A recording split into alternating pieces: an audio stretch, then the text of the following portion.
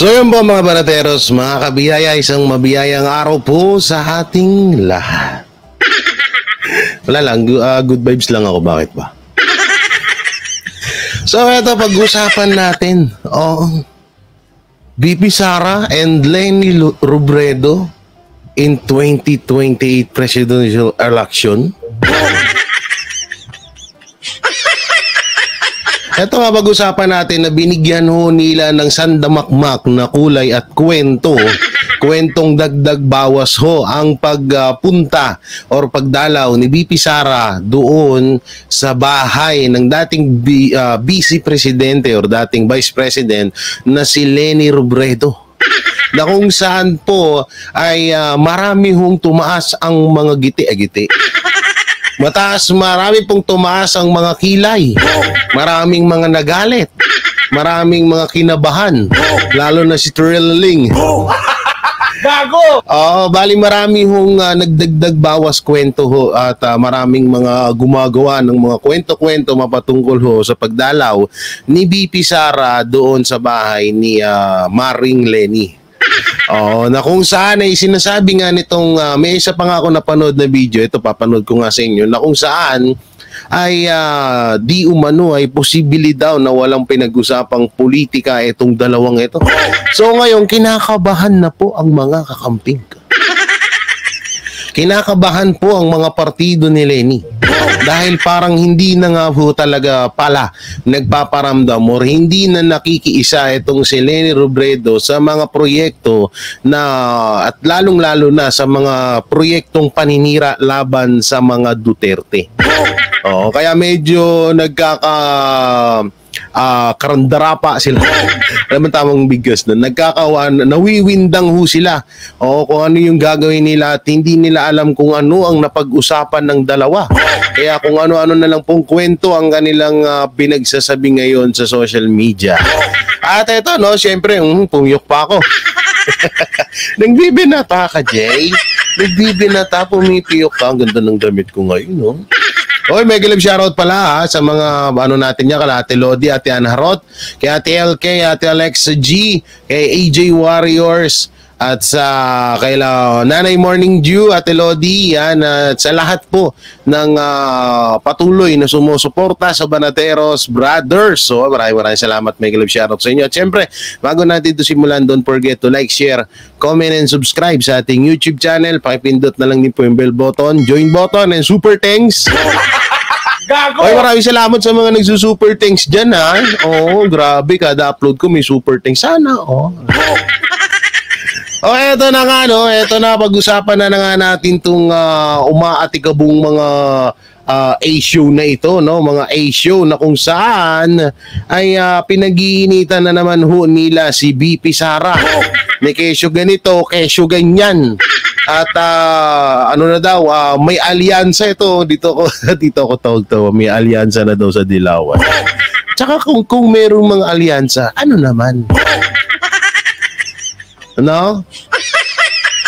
Hindi, nakakatawa lang ho. Nakakatawa lang po itong mga anti-Duterte. Talagang hindi ko alam, lagi ho nilang sinasabi at lagi ho nilang pinapamukha sa atin, lalong-lalo na yan, yung Dilawan, Pinklawan, or ano pa yung Pulangaw, gano'n. Na sinasabi nila na, ay, wala nang Duterte, mahina na Duterte. Pero, bakit pinag-aaksiyahan ho nila ng panahon at nagkakagulo sila na sa napakasimpleng pagbisita ni VP Sara sa bahay ni Leni Robredo? So, at isa pang fake news, na sinasabi nila na bigla daw sumulpot, bigla lang daw pumunta doon. Sabi ko, hindi po pwede yun, walang ganun. Kahit sino ka pa na sikat or hindi ka basta-basta pumunta sa bahay. Kahit ako pupunta ka dito sa bahay ko, tapos wala kang paintulot sa akin, ba? Gago! Hindi po pwede yun. Hindi po pwede yun, napakapangit nun, isa yung pangbabastos. Kaya eto po, sinabi naman din po ni VP Sara na inimbitahan siya ng kaibigan niya. At total na nandun din naman siya, ididinaanan niya na lahat ng mga kaibigan or mga kakilala niya na mga politiko doon sa Bicol, sa Naga. Kaya hindi lang ho si si Lenny ang pinuntahan ni BP Sara. Marami ho, para sa kaalaman ho ng lahat. So dito, eto nga, may sinasabi dito, BP Sara Lenny meeting, posibleng bahagi ng political strategy para sa 2025 election. Eto pa pinagtataka ko, dito muna tayo, correct natin tong title na to. Oh, no? Paanong may political strategy sa 2025? Unang-una, hindi naman tatakbong senador si former Vice President Leni Robredo kasi tatakbo po yung mayor ng Naga City, no? So, at si BP Sara naman, hindi naman pwedeng tumakbo ng election yan. Gawa ho ng tawag dito, gawa ho ng Vice President yan, future President. Okay, so tamaan na kayo, mainis na kayo sa mga sinasabi kong future President si BP Sara. Hantay-hantay na lang kayo, ilang years na lang din naman. At eto pa, pinakamalupit. Napaka-posible na magpapatulong si BP Sara ay kung sarili niya nga hindi niya, 'di ba, katulad ng sinabi niya kay Gloria Macapagal-Arroyo, kay Marcoleta na huwag niyong stressin ang sarili niyo. Hindi ko kailangan ng tulong, kaya ko 'to. No, palagi yan sinasabi ni BP Sara. Ngayon, may mga napapanood ako ng mga fake news lalo na sa Facebook, sa YouTube na palagi hong pinopost nila na nagpapatulong si BP Sara para suportahan ng Pinklawan ang sinumang Duterte na tatakbo sa 2025 election. Sabi ko, anak ng teteng, bakit ako magpapatulong kay Lenny? Kung kayang-kaya naman namin iangat yung bawat isa sa amin. Diba? Isipin nyo maigi. Halimbawa lang naman. Kung tatakbo si Mayor Basti Duterte sa darating na 2025 election, hindi na nila kailangan ng tulong. No, alam na ho natin, matik na ho yun sa taong bayan na kapag Duterte ang tumakbo, saan mang partido, saan mang estado ng politiko ng gobyerno, sure yan na susuportahan yan at mananalo yan. Hindi na nila kailangan na kaya pumunta doon sa Bicol kasi magpapatulong, kapatid, gito. Kung si BP Sara nga hindi niya ugali yun, tapos gagawin niya pa kaya sa kapatid niya? At hindi rin talaga din ugali ng mga Duterte na magpatulong or umasa sa iba. Para sa kaalaman nyo lang, ha? Oo, ito, panoorin mo natin itong video na to. Hindi yan tungkol sa politika. Pwede naman mag-meeting. Lagi naman sila nag-meeting. Magkaibigan nga sila bago pa maging presidente si Digong. Imposibleng walang halong politika. Ito ang pananaw ng political analyst na si Professor Ferdy Pasion kaugnay sa napabalitang pagkikita ni Vice President Sara Duterte at Leni Robredo. Paliwanag ni Professor Pasion, maaaring bahagi ito ng kanilang paghahanda o posibleng pagtutulungan sa darating na halalan.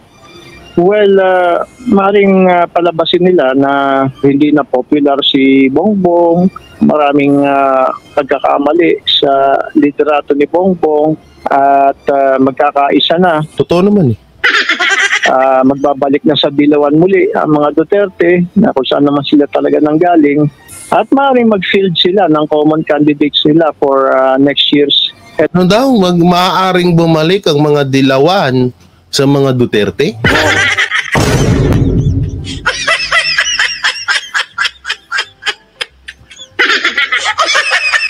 Parang wala akong natatandaan na ganun. Kayo ba, mga banateros, mga kabiyaya? Dilawan, dating Duterte? Gago! Ay! Parang ngayon ko lang ata na narinig yan. Sa tanang buhay ko na sumuporta ako sa mga Duterte, ngayon ko lang narinig yung ganun. Na yung dilawan ay dating mga Duterte. Sino tong kupal ka ba, boss? Gago! Ha? Kupal ka ba? Anong pangalan ito? Prof. Ferdy Pasion, CPA, MA. Chairman and President, passion. And Association Political Consultant. Gago! Ang inang yan. Ngayon ko lang narinig yun in fairness Tagal-tagal ko na sumusuporta sa mga Duterte. Ni minsan wala akong narinig or wala akong nakita na dilawan sumuporta or magkakampi ang dilawan at ang Duterte. At hindi ko rin naman sinasabi na mortal silang magkalaban. Pero eto nga alam din po natin na noon pa man, simulat sa pool na tumakbo at makilala natin ang mga Duterte dahil sa napakaganda nilang ginawa dito sa Pilipinas at hindi lang sa Pilipinas kundi sa Davao, isa po ang mga dilawan sa mga isa po ang mga dilawan sa pumipitik sa mga Duterte. Katulad lang yan ni Ontiveros, ni Laila de Lima, nung tatlong kumag. Gago!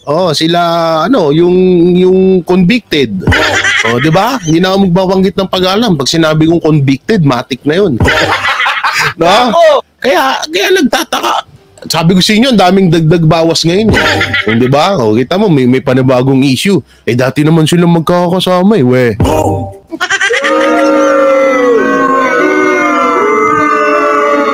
Dati naman sila magkakasama. Dati, baka bumalik na ang mga dilawan sa mga Duterte. Ha? Gago! Ulo ka ba? Alalahanin mo, Prof. Mahirap no? Partida, political consultant pa po ito Paalala lang po bilang isa pong pulubing vlogger. Pulubing vlogger na may konting kaalaman sa politika. Kasi siyempre mas mataas kayo kasi prop po kayo So, prop kayo At vlogger lang kami, no? So, paalala lang po, Prof paalala lang po kay Professor Perdi. Professor Perdi, baka nakakalimutan nyo na si Marojas at si Digong ang naging magkalaban nung panahon na tumakbo ng presidente, si dating presidente Rodrigo Roa Duterte. Baka hindi nyo na po naaalala So paano po yun? Paano po gagawin ng dilawan? Halimbawa kung sila po ay naging Duterte supporters ng mga panahon na yun, paano po nangyari yun? Tumatakbo din po yung nila, yung partido nila. Yung kanilang bata o kanilang manok, ganun. Paano yun? Minsan kasi pagdagdag bawas tayo, wag ganon, Prof, wag ganon. Prof ka pa naman, kupal ka ba? Ay, sorry. Napapanood ko lang po yung Prof sa Facebook kay Malupiton. Okay. Magbabalik na sa dilawan muli ang mga Duterte na kung saan naman sila talaga nanggaling. Saan naman talaga sila nanggaling? Buisit! Gago! At maaaring mag-field sila ng common candidates nila for next year's election and beyond. Hindi rin siya naniniwala na walang plano si VP Sara na tumakbo bilang presidente sa 2028 national elections. Malinaw aniya na lahat ng kilos at mga salita ng vice-presidente ay nagpapakita na may interes siya sa posisyon. Gaya na lang ng ginawa ni dating Pangulong Rodrigo Duterte na sa una ay hindi aniya tatakbo, ngunit kalaunan ay tumakbo rin. Eto na lang, sige, yun, lagi nyo naman sinasabi. Sige, ganito na lang, para matahimik na kayo, mga yudipunggol kayo. Kung sakali man talaga na mapagplanuhan ni VP Sara na tumakbo sa 2028 presidential election, paki mo! Gago! Di ba? Anong paki mo? Una-una, hindi ikaw ang gagastos ng mga gastusin doon. Kung ano yung mga pinagagastosan kapag tumatakbo ka, alam ko magastos yan no? Maraming gastusin yan. Hindi naman sa'yo nang gagaling ang pera at hindi naman ikaw yung gagastos. Pangalawa, bakit takot kang yudipunggol ka na tumakbo si VP Sara sa darating na 2028 election? Sige, sabihin na natin na yung strategy ni Tatay Digong or sinasabi niyong strategy na kunwari tanggi ng tanggi tapos tatakbo daw, pakialam nyo. Saka alam mo ba yung history na about doon sa pagtakbo ni PRRD nung naging presidente siya? Ba gusto mo kwentuhan kita, 'di ba proof ka?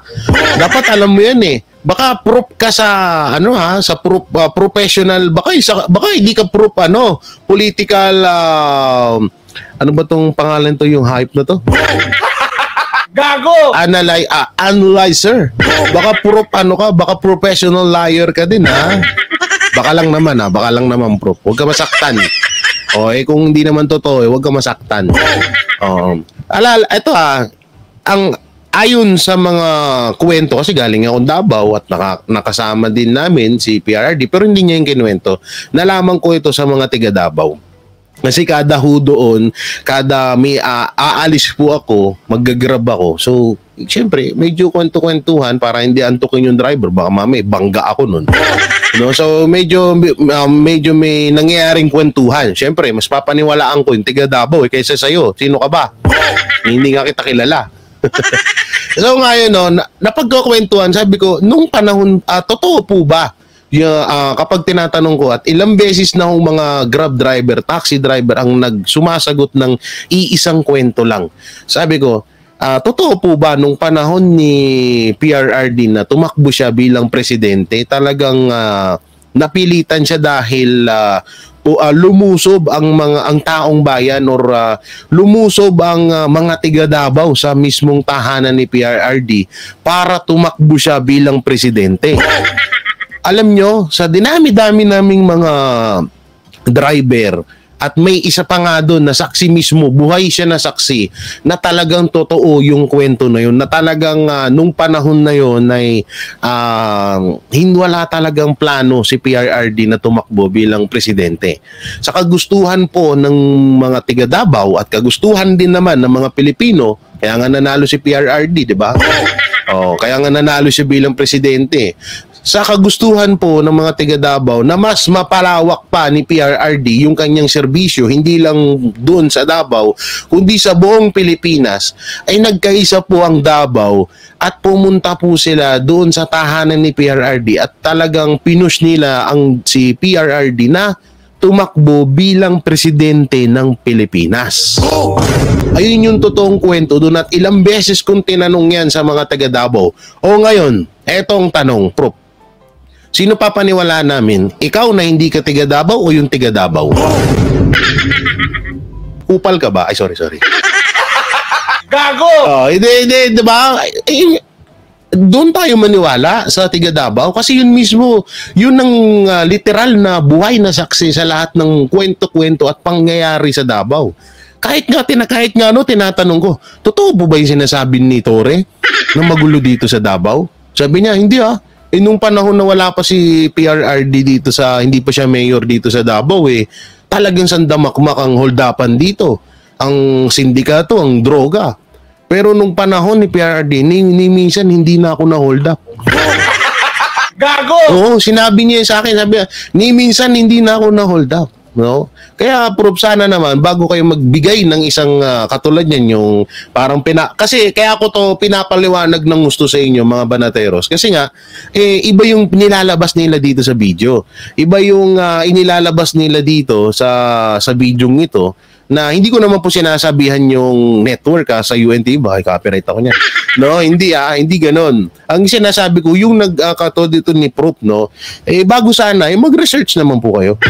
At minsan kumawala, kagaya na sinasabi ni Banat Bay, na kumawala tayo sa bubbles. Kung saan yung natin, minsan lumabas tayo doon para may malaman tayo na may matutunan tayo sa labas ng mundo natin.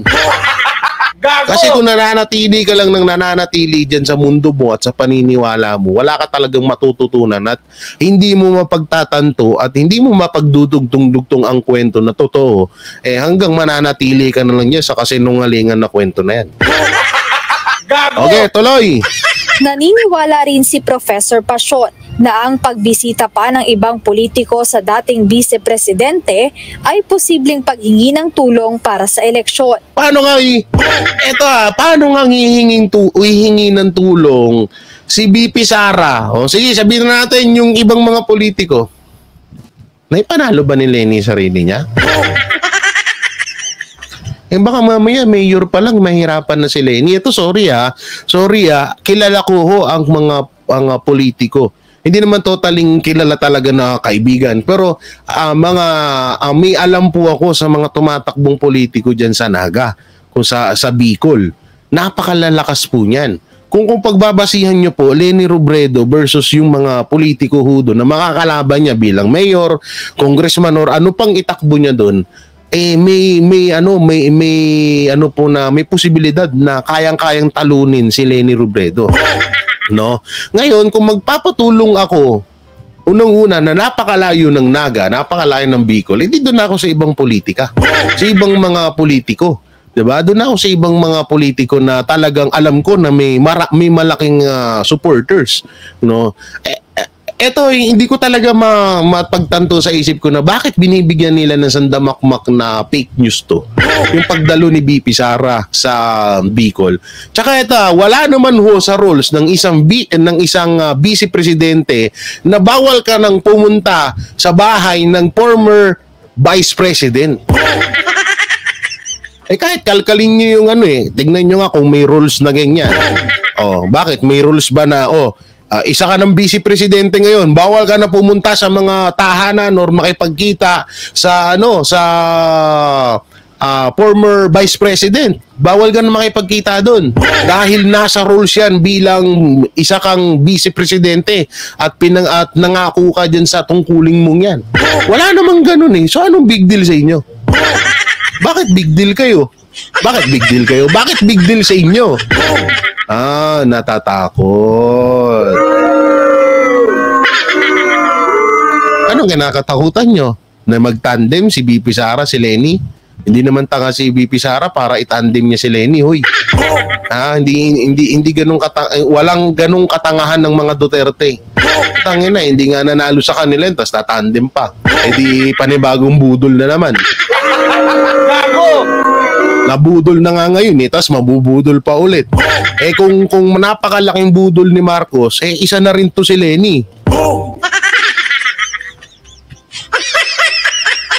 Hindi totoo yan, di ba? Ngayon nga sobrang sising-sisi si BP Sara na kinampanya niya yan si Marcos. Tapos magdadagdag na naman siya ng panibagong ipupukpok niya sa ulo niya. Sipin nyo nga maigi yun. Sino ba naman tanga na nabukulan ka na nga ulit, magpapabukol ka pa? Anak ng teteng naman yan.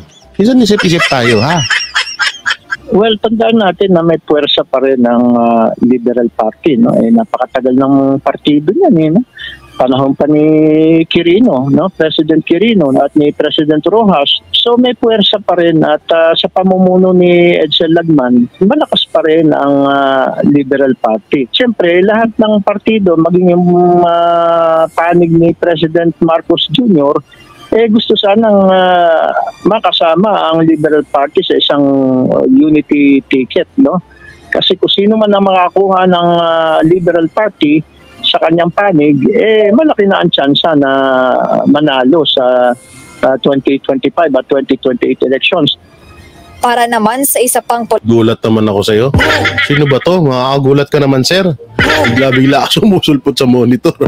Kala ko si Davis sa X-Men Gago! Okay, play. political analyst na si Professor Ed Montayaw, mahirap din talaga aniyang paniwalaan na personal na pag-uusap lang ang natalakay ng magkita ang dalawa. Kung siguro, unang-una, hindi Sige, nandun na tayo sa point na nag-usap sila about politics. Ang tanong ho namin dito, bakit big deal? Bakit big deal sa inyo? Kasi ito na naman ito yung kinakainis ho namin No, sa dinami-daming pwedeng ibalita, ito na naman nakikita namin balita. Paulit-ulit na, pang 3 days na ho ngayon. Ang dami na pwede ibalita dyan. Ito, wabalita bang may content din ng mga Gago! diba? Okay, play. kakaroon ng midterm election. Pangalawa, kung hindi siguro nag-iwalay ang alyansa ng pangalawang Pangulo. Pangatlo, kung matagal lang magkasama at magkaibigan personal ang dalawa, Walang problema doon kung magkaibigan sila. Si Lenny sa si BP Sara, walang problema doon. Eto na lang eh. Eto, halimbawa ha, sa inyong mga hinayupak ng mga loyalista. Gago! Kung magkaibigan man, excuse me, kung magkaibigan man si BP Sara, si Lenny, okay lang. Walang problema. Mas nakakatawa si yung Aquino tsaka Marcos. Diba? Nung nakaraan na balita, diba, na magkasama si Chris Aquino at anak ni Chris Aquino at si Lisa Araneta Marcos at magkamag-anak pa pala. Saan ka nakita nun? Ilang dekada kayo nagbabuyan dito sa Pilipinas? Ilang dekada kayong nagsiraan tapos bandang uli magtropa kayo? Bandang uli magkamag-anak kayo? Mas nakakahiya yun. Diba? Mas nakakahiya yun. No, magugulat tayo na lagi nang bababuyan tun sa politika tong mga to. Kasi yung Marcos kurap, kasi yung Marcos magnanakaw, kasi yung mga Aquino magnanakaw, kasi yung mga Aquino mga kurap. Bukod sa totoo. Bukod sa totoo po yun, yung kanilang batuhan ng mga ganong kasiraan sa kanilang bawat pamilya, bukod sa totoo po yun, at nakikita naman na natin ngayon na walang pinagkaiba ang Aquino at sa Marcos. Kung gaano kakurap ang Aquino, ganun din ang Dilawan pala, sorry. Kung gaano kakurap ang Dilawan, ganun din ang kakurap ang mga Marcos. Gago! Diba? Wala mong pinagkaiba. Pero yun talaga nakakasuka. Kasi ilang dekada kayong nagbabuyan dito sa industriya ng politika, ng politics. Tapos biglang magugulat, magkamag-anak pala kayo. Magkamag-anak at magkaibigan na pala kayo. Bati-bati na. Dito kay Lenny at kay BP Sara, walang problema. Oo, tsaka ito dati, alam nyo, yun ang pinagkaiba talaga ng mga Duterte sa ibang mga politiko. Ang mga Duterte may isang salita, at may tapang, may malasakit sa bayan, no? Na kahit, alam nyo, napaka-professional talaga nilang gumalaw. No, napaka-professional nilang mag-isip, napaka-professional nilang magtrabaho, napaka-professional nila sa mga taong nakakaharap nila. Eto, napakagandang halimbawa ho nito sa mga Pilipino na eto yung napakagandang mindset, napakagandang ugali ng isang politiko na may ganitong kagandang or may ganitong professional na pag-iisip. 'Di ba? Biruin mo hinihiwalay nila yung totoong buhay sa buhay ng politiko. Ganun dapat eh. At wala namang problema sa pagdalaw ni BP Sara doon. Bakit pinoproblema yung mga putang ina nyo? Gago!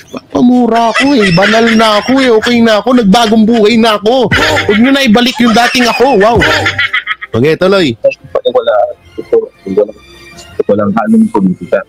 Pero yun na nga, ang hirap isipin na walang halong politika kasi from the very start talagang magkaiba sila ng grupo. In fact, the current vice president has been rather critical, very critical. Okay, sabi nyo. So, ito, ano to? Hapon kinumpirma ni Ito na, kinumpirma na.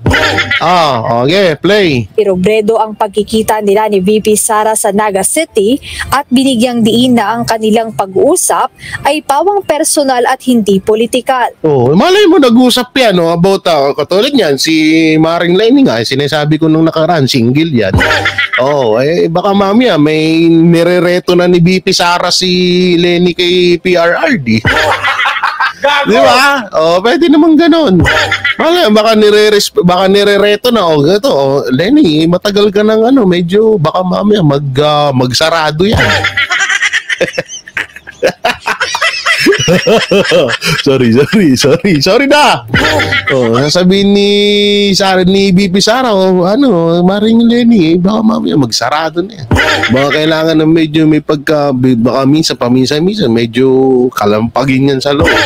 Medyo sumigaw, kailangan linisin yan. Baka mamaya inaagiw na, charot. Baka gusto mo. Kaya baka may nirereto si BP Sara na, diba, usapang babae. Alam niyo, usapang babae. Baka usapang anak. May anak si Lenny Robredo, may anak din si BP Sara. So, alam mo yung ganon, ewan ko, binibigyan nyo stress yung buhay nyo. Ang dami-dami pwede ibalita. Ayan pa talaga ang pinag-aaksayan nyo ng panahon. Nakaka-lurky kayo, ha? Oh. Binigyang din ni Oh, former in fairness, ang ganda ng reporter ng UNTV. Gago! Oo, parang si Sunshine. Oh, sa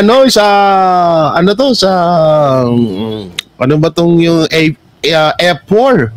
Oo, nakalimutan ko yung kamukha, no? O, iba rin ng UNTV, in fairness, ha? Oo, so eto, no, meron pa dito, ito, ano to? Pinapasakay na sa kamera, ano to? O, hinarap ni BP Sara, o, ito, panoorin nga natin to, ano ba to? Itong pinapasakay, hinarap pa rin ni BP Sara, okay, House Bill number 10800. Anak. OBP fans na naman. OBP fans, hindi pa rin sumalang sa plenary debate. BP Sara ipinaubaya na ang pondo sa camera. O, yun naman pala eh. O, yun naman gusto niya. Alam niya, ito nga, paulit-ulit nga sinasabi. Sinabi na rin to ni BP Sara na kung halimbawang may problema kayo sa binibigay niyong pondo para sa Office of the Vice President, antimano ka, napakabilis lang na tanggalin yan. No, pero siguro mas maganda ibukod natin to ng video. Parang napakaganda ibukod ng video tong usapang to, no, para mai-discuss natin ng lubusan. Gago! So ilang na mga banateros, anong magiging komento nyo kayo? Tanungin ko kayo, syempre kayo talaga mga netizen, mga banateros, mga kabiyaya, ang kailangan din marinig din namin na mabasa, makita rin namin ng opinion nyo about sa nangyaring napakalaking or napaka-trending sa larangan ng politics dito sa Pilipinas, ang pagbisita ni BP Sara Duterte kay former Vice President Leni Robredo. So ano may kukomento nyo? Comment nyo lang po dyan sa baba. Siyempre, don't forget to like, share, comment, and subscribe sa ating YouTube channel. Pakipindot na lang din po yung bell button para lagi tayo updated sa ating mga video araw-araw. At pakisuportahan din po yung mga kasamahan ko na Banateros, Banatbay, Boss Dada, Coach and Master Judea. At syempre, nandiyan na rin sila Buster TV, Sky Spencer, Jodo Di Guzman, and The Brothers Rabo. Gago! Dang Chan, yan. Si Brothers Travel. Pakisuportahan po yung mga at lahat na rin. Yan, si Kuya Goods. Suportahan nyo, subscribe nyo rin. And si X-Crew, yan, mga tropa, pits natin na, tsaka si DJ Kai 21. Ayan, mega love shoutout sa lahat. Yan, si Chris MTB and Oslek Gibara. Yan, panoorin niyo yung mga video at paki-share. So yun, hanggang dito na lang. Maraming salamat. Ingat kayo palagi. God bless and peace and bye-bye. Yan ang Banateros, walang inuurungan. Pag tama palakpakan, pag mali ay babanatan.